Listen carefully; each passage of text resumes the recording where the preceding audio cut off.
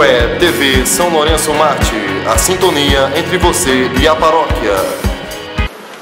Deus é amor, arrisquemos viver por amor.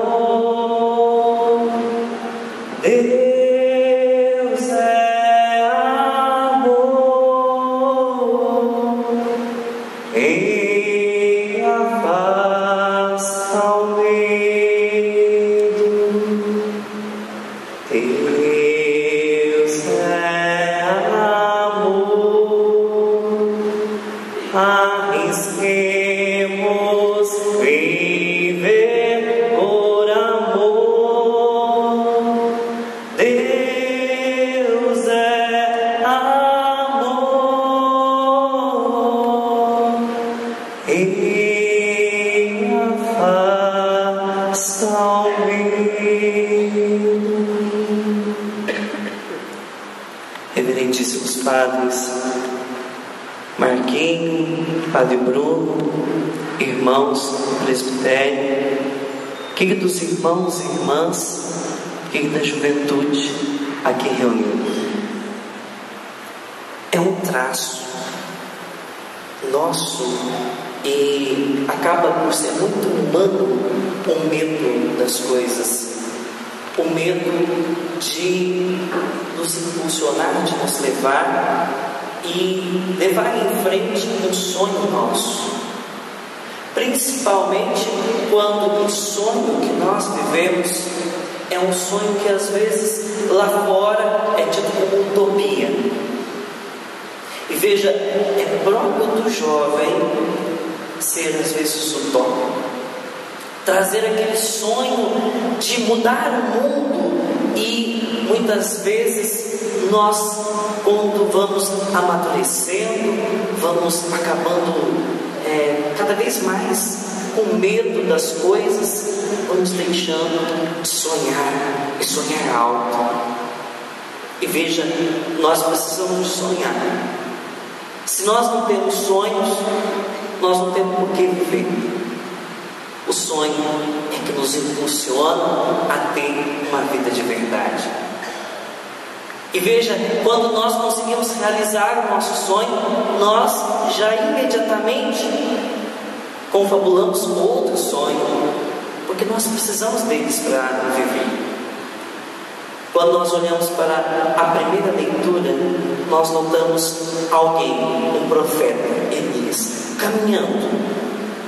Ele que restabeleceu a religião, a igreja, lá no norte, no reino do norte, agora se vê perseguido pelo rei Acabe e a rainha também.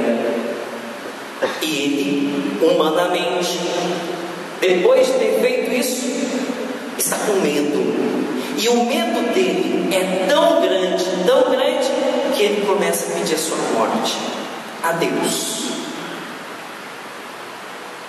Muitas vezes nós corremos o risco disso, de achar que nós não vamos aguentar, e por isso nós acabamos pedindo a próprio Deus para dar um fim naquilo. Mas de repente Deus mostra para a gente que Ele não nos deixou, que Ele está conosco, que Ele nos abraça. Mas é interessante porque o profeta, ele tem uma confiança tanto em Deus, que mesmo sabendo que ele tem que caminhar, ele pede a morte, mas para Deus, para não dar o gosto de ser morto pelo inimigo. Há coisas muito tristes na vida da gente, mas a coisa mais triste que tem é matar um sonho de alguém.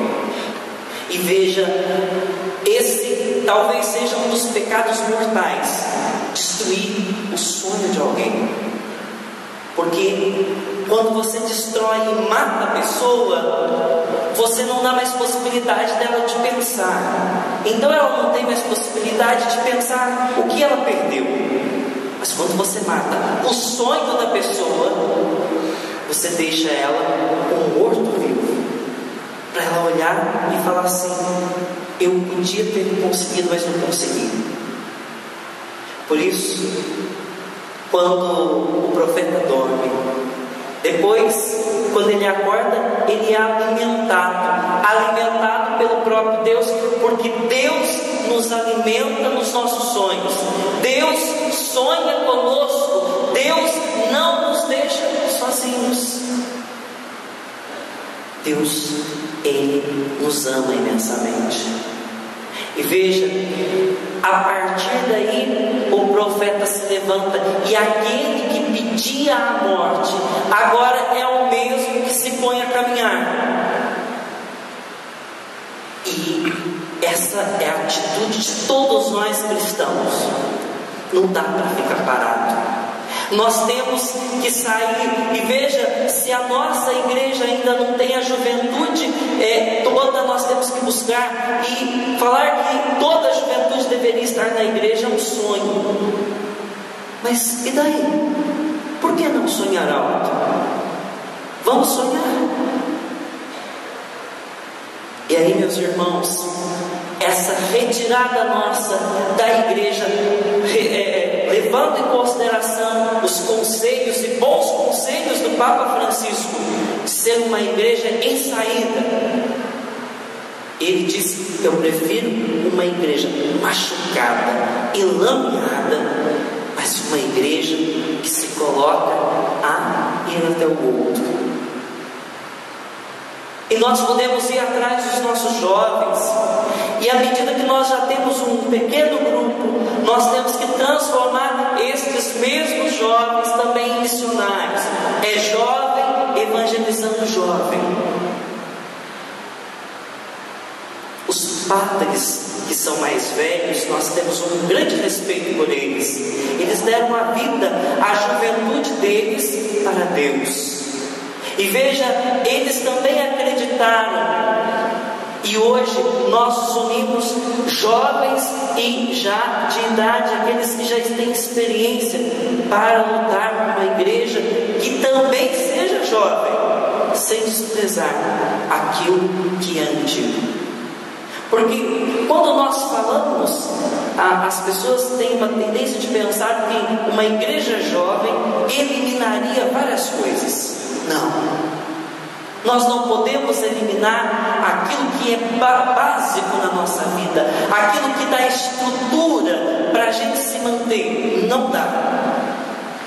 Nós precisamos mostrar para os jovens o valor de tudo isso, mas permitir ao mesmo tempo a inovação, porque a inovação, o novo é próprio de Jesus Cristo. Ele diz: eis que faço novas todas as coisas. Tudo o que Jesus toca se torna novo.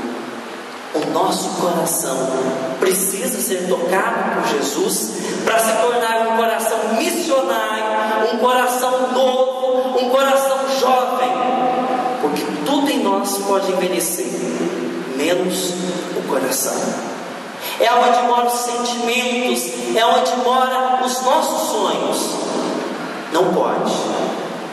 E nessa caminhada nós percebemos a necessidade de não entristecer o espírito, e a segunda leitura vai dizer isso. O espírito é aquele que dá ânimo para a nossa caminhada. O que são as coisas sem o Espírito Santo?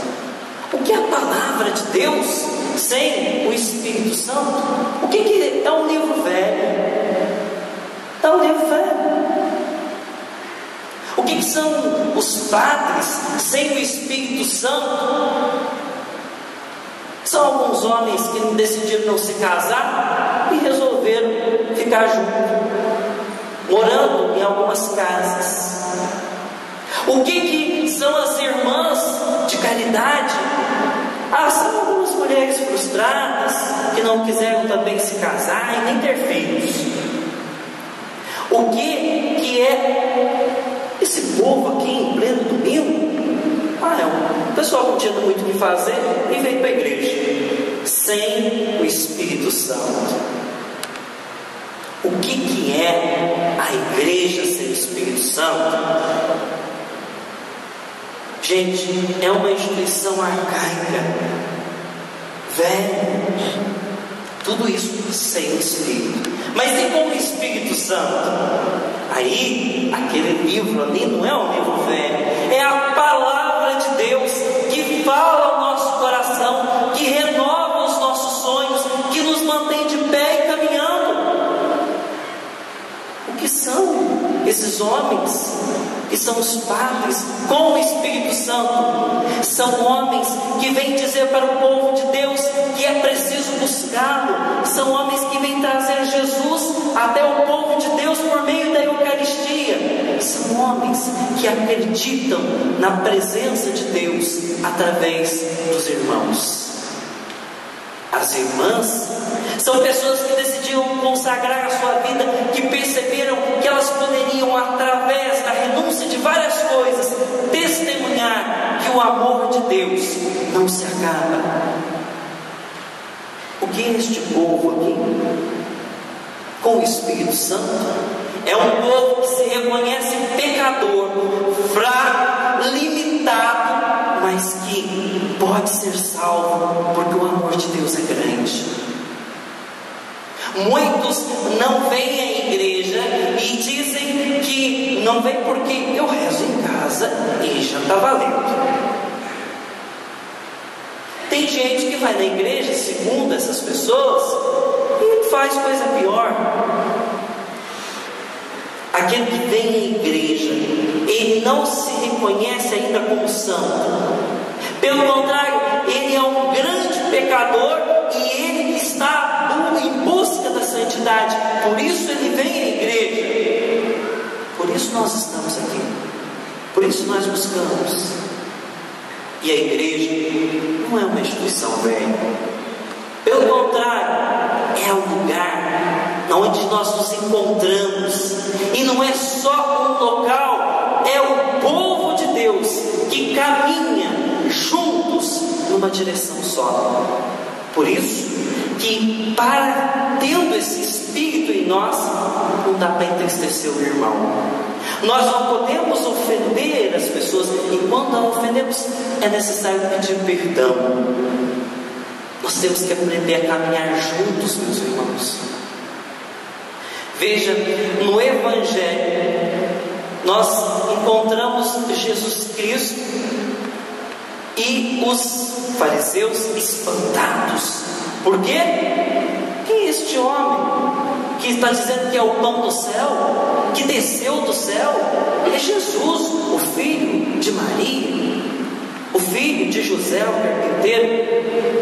Talvez muitos olhem para nós e digam a mesma coisa. Quem é ele para estar falando dessa forma? Vocês já notaram que em todo lugar que a gente vai, quando tem uma palestra que anima a gente, que coloca a gente para frente, quando há uma homilia que a gente se sente renovado, quando você sai lá fora, tem alguém que vem, que a gente costuma chamar de vampirão. Esses vampirões são perigosos. Ele chega perto da gente, põe a mão no ombro da gente assim. Você viu ele falando? É fácil ele falar, difícil é viver, né? Cuidado com esse vampirão. Não aceita ele não na sua vida. Lá fora, leva isso para a sua vida e tenta transformar em vivência. Isso é muito importante na nossa vida.